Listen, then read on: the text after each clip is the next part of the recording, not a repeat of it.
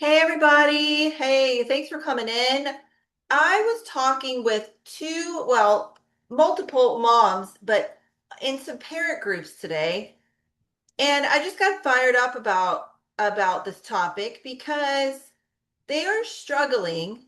It's they're having the worst time. And I was so annoyed about this path that people have to go on when they're having a new baby and you're supposed to be enjoying the first year and bonding and all this stuff and resting and recovering and it's a tongue-tied conversation and a oral function conversation, okay, oral restriction conversation.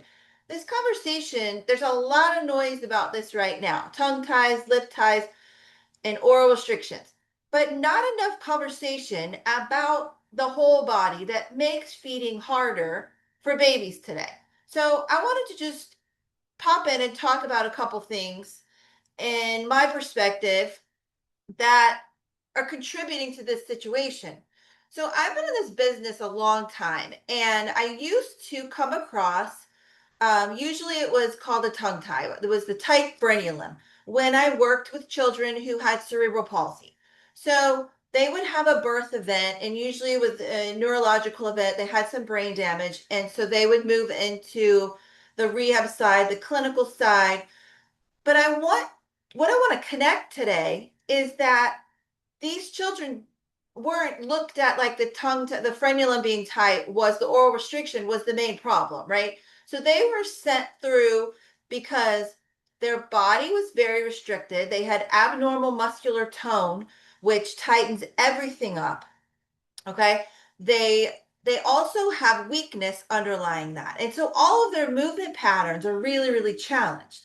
And so what conclusion I came to today is that because it's been bothering me, the high percentage of babies who have supposed oral restrictions and ties. So the conclusion I came to today is not that there necessarily are this higher percentage of tight frenulums everywhere, or should say short frenulums. So my conclusion is not from 20 years ago, there was, 5% had or tight, short frenulum, and then today it's like 70%. So what I think, and there is research to back up what I think, there's a few sections that are contributing to this, and I'm going to talk about in more detail as we go here. So, first thing I want to break down is that birth interventions now have changed. So, a lot of it's in a good way, right? So, one, I would say, is a lot of babies um, who may have not made it are being saved due to medical intervention. And so, what that does is a lot of times there's more emergency C sections, one. Two, there's shorter birth time, so they may be premature. So the incidence of prematurity is high as well. That's also the case when you have IVF, which was not even that big of a thing before. So those babies have a higher percentage of having challenges. Now, this is just one area that's contributing to this. So what happens when you have an emergency C-section? One thing that happens is their primitive reflexes a lot of times do not get to fully establish themselves, so they're late or they don't come at all. And so if they're late or they don't show up at all, the baby has not brought on this neurological thing that's supposed to be happening, move through the birth canal, push through all of the difficulty that they're supposed to do. And then when they're born, they have a certain level of maturity, brain neurological maturity. So when you have emergency C-section for whatever reason it was, right? A birth intervention, let's call it. Also, inductions contribute to this. So, if your primitive reflexes are delayed, you're going to be delayed after you're born. Okay, that contributes to your early movement is delayed.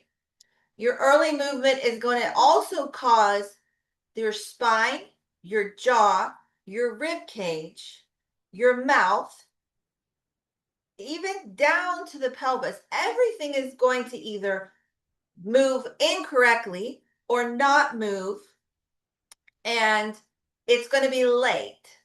Okay.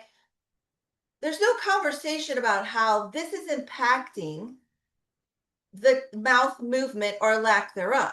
So, what my big conclusion from this is that it's not that. So, how neck, rib, jaw tension, spinal tension can make a frenulum look worse than it is. Okay. That's kind of the controversial thing I'm talking about here. So, imagine if these babies are having all these different birth interventions. It's causing neck, rib, pelvis, spine, jaw, all of this either lack of use, so it's weaker, or tension, right? Then the frenulums are looked at, and oh, and they're not diagnosed with cerebral palsy. Okay, let's just say they did not have a neurological event, right? Because if they did, they would be shifted into a different path that would end up with therapy earlier. But the the short frenulum would not be the primary concern. Okay, so these babies are all being born through different birth interventions, and their oral function mimics the body function. It mimics the trunk function. I've been treating this for over 25 years. And so what happens is if all of these things are going on, this frenulum can look like it's the problem when it's not the problem, or it wouldn't be a problem if the body could function and move correctly. Okay, so there needs to be a standardized structure to what is looked for before assuming a baby needs a release. And all over the internet is some providers that have worked with babies, right? Some people who've experienced tongue ties themselves, and other parents who've experienced things, coaching and consulting for other people, telling them to go get the releases. The problem is no one knows if that baby actually needs one, and the complications afterwards can be disastrous for that part of time. Now, I'm not saying every baby or no baby needs a frenulum release like a laser, but I want you to also consider that this has driven more business for some professionals, meaning the ones who are doing these procedures. Okay, so this is now driven with the internet that um more knowledge, so to speak, knowledge, more conversation about the topic. So then a parent who's having a breastfeeding issue might be like, oh, I've heard about oral ties. That must be the problem. So she goes in a parent group or a doula group or something. And it's like, yeah, that's definitely a tongue tie. I saw so and so had that and so and so. And your doctor can just, laser it, only go to a pediatric. The advice is not sound. The advice is coming from such a small experience, and they're missing the part that the body needs to be looked at because the frenulum might not even be the issue. It could be on the shorter side, but it's being shown as a big problem because maybe they had an early C-section and the primitive reflexes were delayed, which no one, really looks for, especially pediatricians. And then they haven't been moving. Add to that the use of containers. So add to that the use of the swing and the bouncer and then the Merlin suit. That's another topic, right? Or the snoo. So you add these on top of each other, and the development piece, the body that's supposed to go along, the mouth mimics the trunk, mimics the body. If the rib cage had restrictions that no one checked, that's going to cause the whole body to be off.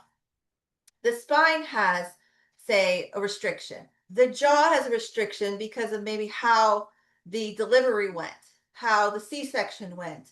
All of these things compound on each other, and then everyone's like, oh, that frenulum looks short, cut it. So the problem with that, and I answered a couple moms with this today, The problem with that is that any time in the body that you release something, so let's say there was tension in the frenulum that was short. Anytime you release something like that, you're allowing more movement, right? You're giving more range of motion, as we call it. So the tongue has more range of motion now, but it doesn't know what to do with it. So there's a piece that we call, I'm trained as a clinical pediatric physical therapist, but the word is neuro re-education. So I know that there's some training that comes after tie release, but it's usually for wound care to stretch the tongue. You want to make sure the wound doesn't seal down, and that's very important. Although, and then there's some suck training sometimes. So maybe I'm not going to go into that right now, but what is not addressed enough is the neuromotor part. So when you give more movement somewhere, so let's say it was the release, lasered it, okay, baby should be able to be perfect now because that short little frenulum can move. Now, some babies, when that's their only issue, you release it, they can move, everything's beautifully. That is a very small percentage of the babies who go through this. Does that happen? Okay. When you skip the neuro re-education part, which is not that easy for the mouth, right? You just give movement, the brain doesn't know what to do with it. There's no motor control there. It just can move more, but it's weak and it's floppy. One of the moms today, um, what her said, so we had this at, I forget how many weeks she had the release. She's like, now I'm worried because everything's worse. She goes, it was better for 2 weeks. She has a newborn, guys, ladies. She just gave birth. She's in her postpartum moment. She's exhausted. She's trying to figure out how to bond with a new baby, all the things. And she says, we had the release because, and it worked for about 2 weeks, is better. And now everything's worse. And my baby can't, it's like the nipple just falls out of her mouth. She's like, what does this mean? Did they not fully get the tie? Is there still some restriction? Now, if you read that, the nipple just falls out of her mouth and she can't do any of the things. To me, that doesn't mean there's still a restriction. It means that it's now low tone. It cannot form what it needs to form. Either the jaw muscles are weak. Now, weakness is an issue, but like I said, it's a neuromotor issue. So re-education. So I gave this example. Tell me if this helps or confuses. For me, it helps. So let me just use it. So I worked for millions, not millions of years, decades of years with children, like I said, who had cerebral palsy. So they would come for clinical work. A very high percentage of them would have their heel cords released. Okay. So it was cut. Their Achilles tendon was cut. And some of them really needed this for other reasons. Okay. But it doesn't matter whether they needed it or not. The point of the story is that always what we ended up with was a child who had now more movement of their foot and ankle, but they couldn't use it. There was very extreme weakness of, it's called the gastroc and the soleus, all the muscles there. They were very weak because their tendon was sliced. So it has to, one, be able to strengthen. But the problem is the body didn't even know how to use it. So you had a child that could no longer walk. Okay. So the body, one, had to relearn how to walk and use this movement that their ankles have, but their hips don't know how to move in that way. Their the quads, hamstrings, all the balance above the knee, below the knee, there's no balance anymore. It doesn't know how to move and support in that way. So the child can't walk. So then you see compensations of trying to walk, right? And this could be a 3-year-old, could be a 5-year-old. It could be, so like I said, sometimes they needed the procedure for other reasons. My point of sharing this is that whenever you cut something and you release all this tension, yay, we're releasing the tension. It's going to solve all the problems. So what we had to do, they were in wheelchairs for months and months and months, even if they were able to walk. You have to strengthen it, but in order to strengthen it, the body's going to know how to use it. So they had literally the neuromotor portion. The brain has to go, oh, my feet, my ankles can move in some way. I got to turn that muscle on. I don't know that. So it has to be shown, and then it has to be practiced so the connection gets stronger. Then it has to be strengthened to hold their body up. Okay. So the tongue is a smaller muscle, but it's very, very, very strong.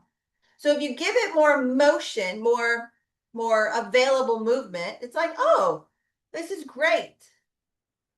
The brain doesn't always know what to do with it.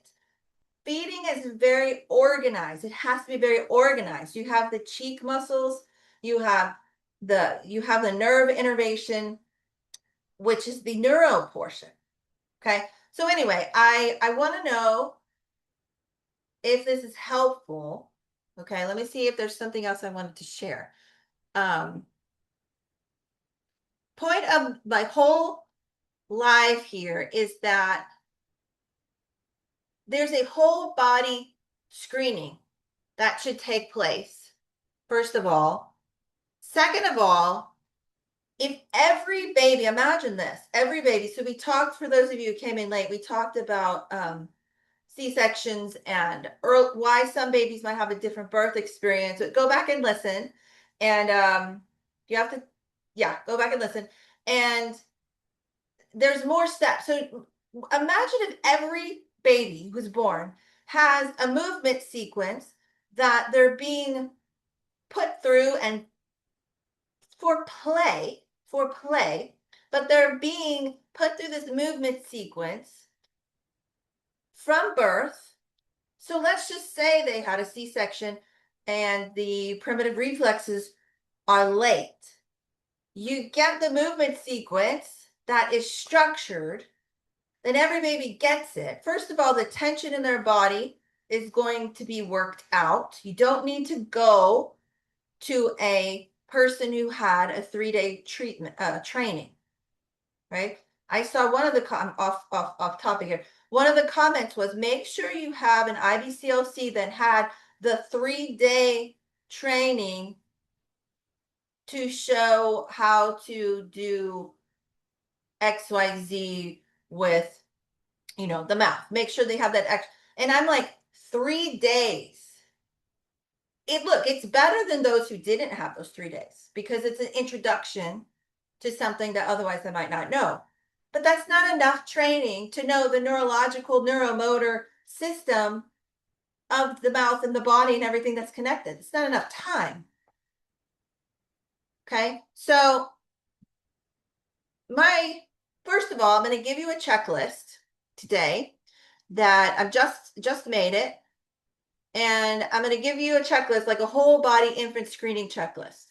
Now, this is like kind of a simple way to notice. What I want you to do is notice if there's other patterns there that are influencing this oral function problem. Now, if the baby doesn't have an oral function problem or you don't know of one, you can do this anyway. It'll give you a great comparison. It's not for diagnosing or treating. This is education only and awareness and within your scope. So I want to start by helping you see the whole system, the whole body that supports feeding, breathing, all of development. Okay. Tightness, restriction. Body work to me is such a general term. And then there's all these like different words and they kind of cross over and they confuse the situation. Sometimes I read it and parents are like, well, which one is this? Well, which one is this? Well, which one is it? What am I going to get? And one of the moms, feel sorry for her, she was like, so I'm going to have to pay for this release out of pocket because of whatever her situation is. She goes, you mean to tell me I've got to pay for a specialized IBCLC, which I don't even think they have in my area, and probably a PT or OT, or maybe also like all this follow-up care. She's like, I don't know how I'm going to do that. Okay, so we talked a little bit about C-section, inductions, epidural. So all of this stuff that influences their tone, their reflexes, and their baby's response to like being against gravity, being out of the womb. All right. I train on primitive reflex activation. Today was supposed to be short, have another meeting started. And there's also including the neck and head patterns, the jaw tightening, rib cage, and breathing. So all of this. So I'm going to give you a checklist that you can use to just start noticing if there's other things going on, what they are, because I feel that every baby should have this attention. Every baby should be looked at as their whole body, not just sent to have a laser cut it, because it's not fair to the moms who have to deal with the after effect of that if it wasn't necessary. Okay. Anybody here have a comment before I jump off? Um, Personal question, comment. I've got about a couple minutes.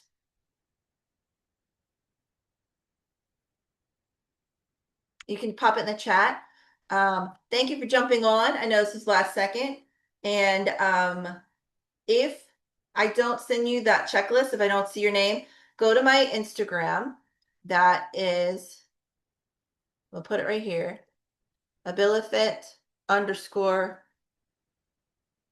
PED. Let me put the @ sign here. So you go here and you comment.